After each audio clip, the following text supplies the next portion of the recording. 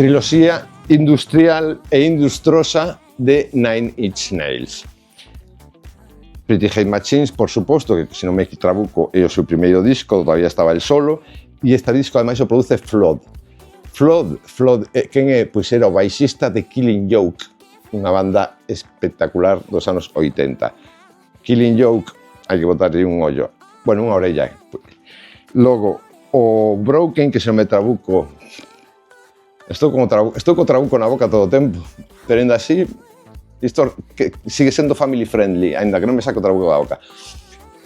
O segundo disco de Nine Inch Nails, que é un álbum e un single, e veñen os dous xuntos nesta edición espectacularísima, moi curiosa, moi chula. E a banda sonora de Tronares, hai que Tronares, que debe ser a terceira, non, xa sería a cuarta do ciclo de Tron.